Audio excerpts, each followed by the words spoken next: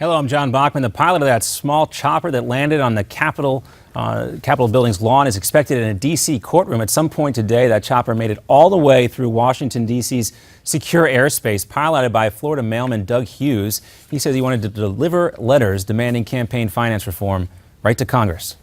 You could just see him with his helmet on, quite calmly just piloting the thing into the lawn. There was no noise coming from him. He wasn't screaming. He wasn't shouting.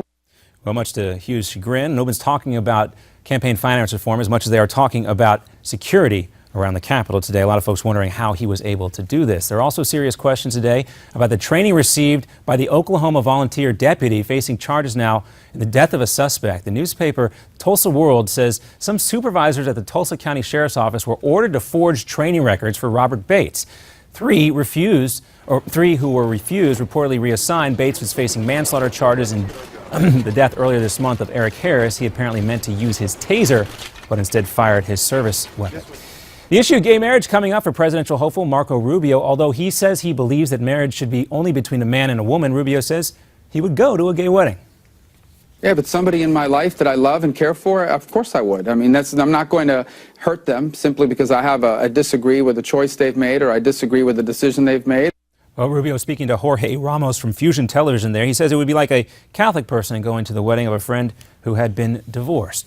A Long Island doctor is now accused of trying to hire a hitman to take out a fellow doctor. Dr.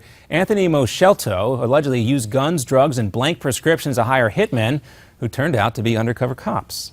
I can't imagine what evil this man has already committed and what evil he had planned in the future.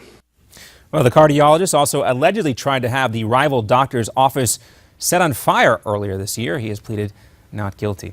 And Russia's president says Western sanctions against his country just won't work in the end. In an annual call-in show, Russian President Vladimir Putin says the challenges to Russia's economy will ultimately make it stronger.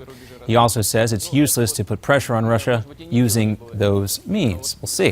Thousands of Iraqi families are fleeing the city of Ramadi with ISIS and Iraqi forces battling nearby. Coalition jets have been hitting ISIS targets.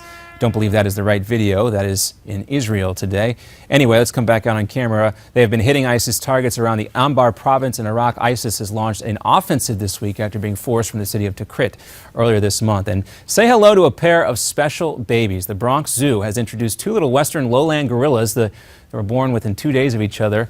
Earlier this year, the western lowland gorilla is critically endangered now in the wild. So we wish those little guys well. Another update coming up for you in 30 minutes. I'm John Bachman. We'll now send it back to Ed Berliner with Midpoint.